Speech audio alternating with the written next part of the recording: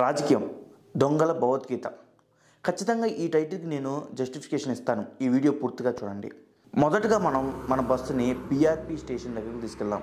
ఇది 2009లో అభిమానులు కేరింతల మధ్య పిఆర్పిని స్టార్ట్ చేశారు చిరంజీవి గారు. ఆ ఎలక్షన్స్లో పిఆర్పికి 18 సీట్లు వచ్చాయి. అంతేకాదు 18% ఓటు షేర్ వచ్చింది. కానీ ఒక రాజ్యసభ సీటు కోసం చిరంజీవి గారు పిఆర్పి పార్టీని కాంగ్రెస్లో మెర్జ్ చేశారు. ఆ టైంలో చిరంజీవి గారు టీడీపీకి ప్రత్యామ్నాయంగా కాంగ్రెస్కి ప్రత్యామ్నాయంగా ఈ పార్టీని స్థాపించారు.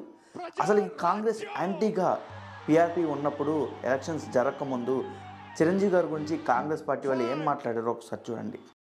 రాజకీయాల్లో స్క్రిప్ట్ రాసి ఇచ్చినట్టు హాస్య నటుడు మాదిరిగా ఆయన స్టేట్మెంట్ ఉంది.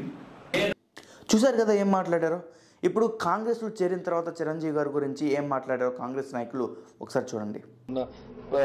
గౌరవము, అభిమానం అవన్నీ కూడా ఉంటాయి. దాని గురించి మనం ప్రత్యేకంగా మనం మాట్లాడుకోవాల్సిన అవసరం లేదు.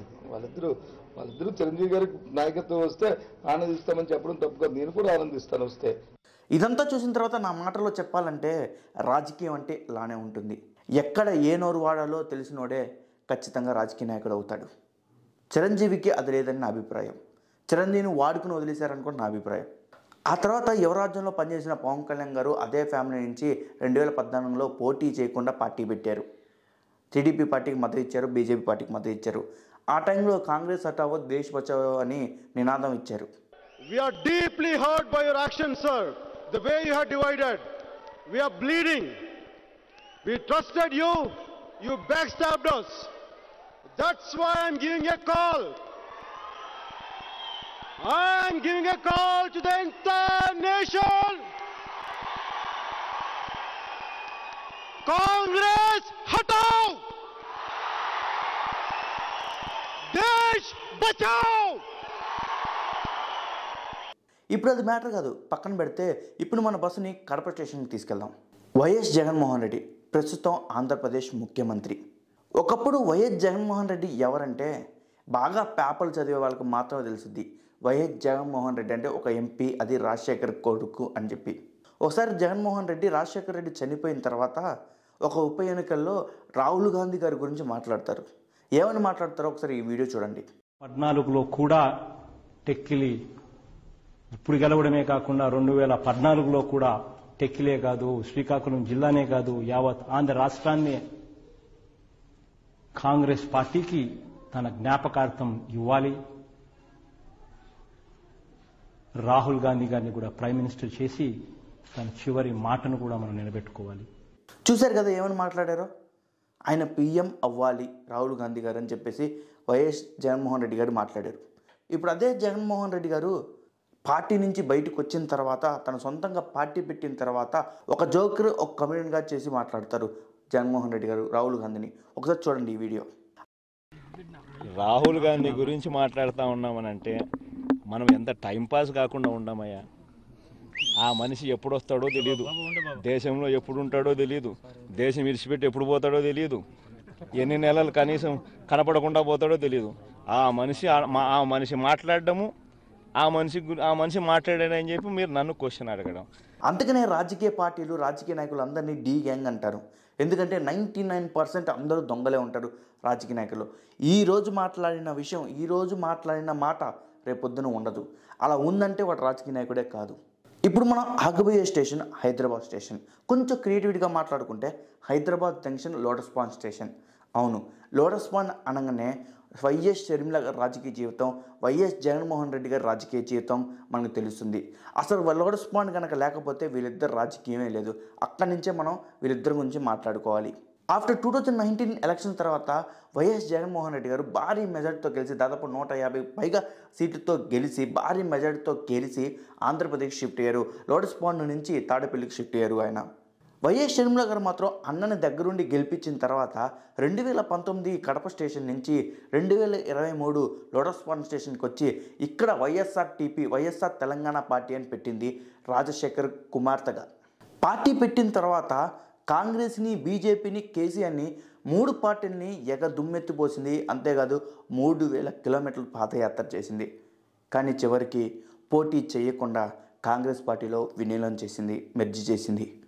2019 ఎలక్షన్స్ ముందు వైఎస్ షర్మిల గారు అన్నతో పాటు అంటే వైఎస్ జగన్మోహన్ రెడ్డితో పాటు వైఎస్ షర్మిల కూడా కాంగ్రెస్ పార్టీ వల్లే మా నాన్న చనిపోయారని చెప్పేసి ప్రచారం చేసింది. ఇప్పుడు జరుగుతున్న టాపిక్ నుంచి కొంచెం డైవర్ట్ అయ్యి మనం రిలయన్స్ ఇండస్ట్రీ గురించి వద్దాం. ఎందుకంటే ఇక్కడ ఖచ్చితంగా చెప్పాల్సిన ఇష్యూ అది. వైఎస్ రాజశేఖర రెడ్డి గారికి అండ్ రిలయన్స్ ఇండస్ట్రీకి గొడవ ఏంటి? ఏదో చిన్న గ్యాస్ లైన్ వల్ల ఇద్దరి మధ్య ఈగో ఇష్యూస్ వచ్చాయి. అసలు ఏంటి గొడవ అనేది ఎవరికి పూర్తిగా క్లారిటీ లేదు వాళ్ళిద్దరి మధ్య. అంటే చంపేంత పగుంటుందా రిలయన్స్ ఇండస్ట్రీ అధినేత ముఖేష్ అంబానీకి వైఎస్ రాజశేఖర రెడ్డి గారి పైన? ఉండదు. అండ్ సోనియా గాంధీకి కూడా ఉండదు. బట్ రాజకీయం కోసం ప్రచారం చేసుకున్నారు.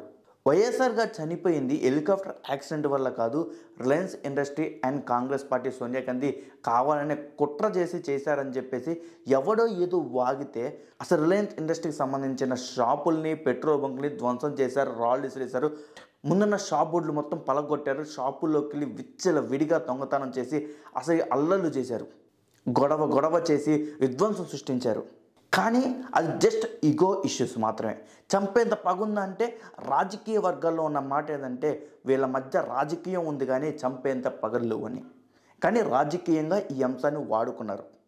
కానీ వైఎస్ ఫ్యామిలీకి సంబంధించిన వైఎస్ జగన్మోహన్ రెడ్డి కానీ, వైఎస్ విజయమ్మ కానీ, వైఎస్ షర్మిల కానీ ఎవరు కూడా మా నాన్నగారిని చంపింది కానీ వైఎస్ రాజశేఖర రెడ్డిని చంపింది కాంగ్రెస్ పార్టీ అనో, సోనియా గాంధీ అనో, లేకపోతే రిలయన్స్ అధినేత అంబానీ అనో ఎవ్వరూ అలా చెప్పలా.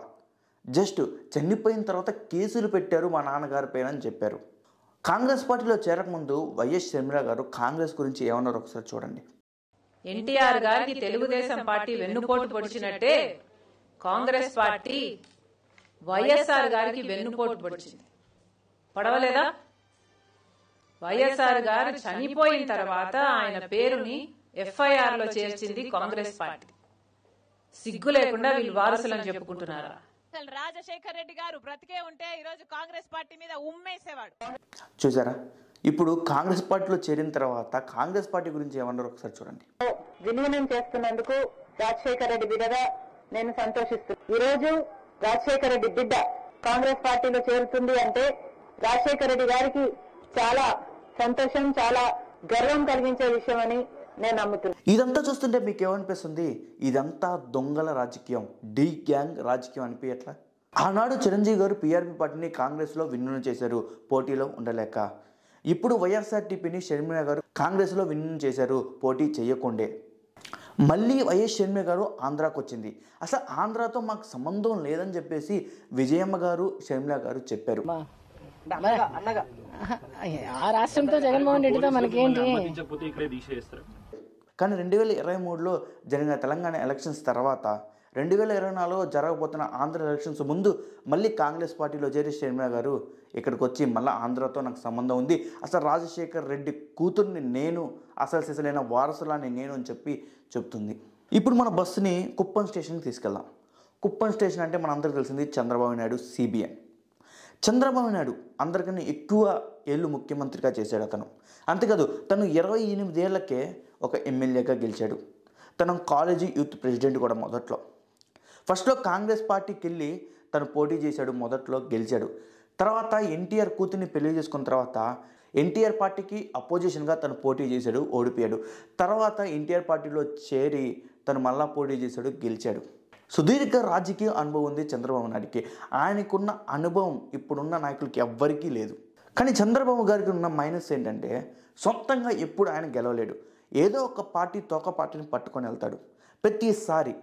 కానీ చంద్రబాబు గారితో కలిసి వెళ్ళిన ఏ రాజకీయ పార్టీకి పుట్టగతుల్లో నిజం అది CPI అయినా, CPM అయినా, కాంగ్రెస్ అయినా, BJP అయినా, ఏ పార్టీతో ఆయన పొత్తు పెట్టుకున్నా ఆయన మాత్రం బలంగా దృఢంగా స్టామినాను పెంచుకుంటారు, కార్యకర్తలు పెంచుకుంటారు, పార్టీని పటిష్టంగా చేసుకుంటాడు. కానీ ఆయనతో కలిసిన వేరే పార్టీలకు మాత్రం ఛాన్స్ ఇవ్వడు, వాళ్ళని తొక్కు పట్టి నారా తీస్తాడు.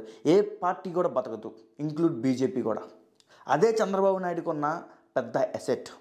తనే ఎదగాలనుకుంటాడు, ఏ పార్టీతో పుట్టుకెళ్ళినా అందరూ తనకే మద్దతు ఇవ్వాలనుకుంటాడు. సో అదే తనకి పెద్ద అసెట్, అదే తనకి పెద్ద బ్లాక్ మార్కు. ఆయన తిన్న ప్రతి ఒక్కళ్ళు సర్వనాశనం అయిపోవటమే. బట్ అది ఇప్పుడు జరిగింది, మొన్న జరిగింది, మరి రేపు జరిగిద్దా అనేది ఎవరు ఏమి చెప్పలేం. బహుశా ఆ ట్రిక్స్ రేపు ఉపయోగపడకపోవచ్చు. ఇప్పుడు జనసేన పార్టీ పవన్ కళ్యాణ్ గారు టీడీపీతో కలిసి వెళ్తున్నారు. రేపు టీడీపీ జనసేన పార్టీ తొక్కచ్చు. అది ఎదుటోడి పార్టీ మీద బలహీనల మీద ఆధారపడి ఉంటుంది. రేపు ఏదైనా జరగచ్చు. ఒక్కళ్ళే చంద్రబాబుతో కలిసి పటిష్టంగా ఆయన కూడా బలం ఏర్పరచుకోవచ్చు, లేదా ఆయన కూడా అందరి పార్టీలాగే బలహీనపడవచ్చు. సో ఏదైనా జరగచ్చు చంద్రబాబు గారితో. అందుకనే చంద్రబాబు గారిని అసలు సిసలైన రాజకీయ నాయకుడు అంటాను నేను. చంద్రబాబు నాయుడికి అది పెద్ద ఎసెట్టు, అది తొక్కేయటం. అంతే కదా, ఆయన జీవితంలో అదే పెద్ద బ్లాక్ మార్క్. సో ఇదంతా చూసిన తర్వాత నేనేమంటున్నానంటే, నా ఫైనల్ అభిప్రాయం ఏంటంటే, కాంగ్రెస్ పార్టీ లేకుండా ఆంధ్రప్రదేశ్ రాజకీయాలు జరుగుతాయా అని. ఎందుకంటే గమనించండి, ఇక్కడున్న అన్ని రాజకీయ పార్టీలు కాంగ్రెస్ పార్టీతో ముడిపడి ఉన్నాయి. ఇక్కడున్న అందరు నాయకులు కాంగ్రెస్ పార్టీతో ముడిపడి ఉన్నారు. For example Rajasekhara Reddy Congress party, తర్వాత వాళ్ళ కొడుకు కాంగ్రెస్ పార్టీ నుంచి బయటకు వచ్చారు. ఇప్పుడు వాళ్ళ చెల్లి కాంగ్రెస్ పార్టీలో చేరింది. చంద్రబాబు నాయుడు గారు ఫస్ట్ రాజశేఖర రెడ్డి పార్టీలోనే గెలిచారు. తర్వాత సిపిఐ సిపిఎం పార్టీలు కాంగ్రెస్తో పొత్తు పెట్టుకొని చాలాసార్లు పోటీ చేశాయి. తర్వాత చిరంజీవి గారు కాంగ్రెస్ పార్టీలోకి పీఆర్పీని విలీనం చేశారు. ఒక బీజేపీ అండ్ జనసేన ఈ రెండు మాత్రమే ఇండివిజువల్గా పోటీ చేశాయి ఇక్కడ. అంటే కాంగ్రెస్ పార్టీతో సంబంధం లేకుండా దాని యాంటీగా. రేపు ఏదైనా జరగచ్చు. రేపు బీజేపీ కలపవచ్చు, కానీ రేపు పవన్ కళ్యాణ్ కలవచ్చేమో కాంగ్రెస్ పార్టీలో. కానీ పాలిటిక్స్లో ఉండాలి అంటే రాజకీయాలైనా చేయాలి.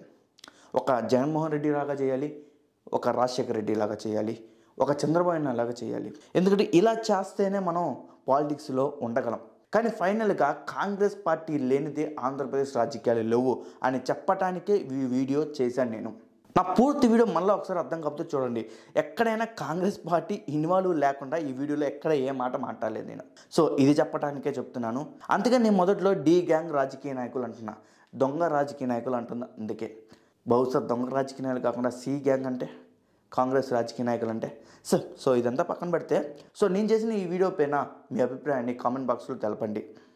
అండ్ అంతేకాదు, ఈ వీడియో మీకు నచ్చితే లైక్ చేయండి, షేర్ చేయండి మీ ఫ్రెండ్స్కి, తర్వాత సబ్స్క్రైబ్ చేసుకోండి. ఖచ్చితంగా పక్కన బెల్ ఐకాన్ ఉంటుంది, దాన్ని ఖచ్చితంగా కొట్టండి. ఎందుకంటే తర్వాత వచ్చే వీడియోస్ కూడా మీకు నోటిఫికేషన్ వస్తుంది. సో సీ యూ, బాబాయ్. మళ్ళీ కలుద్దాం నెక్స్ట్ వీడియోలో.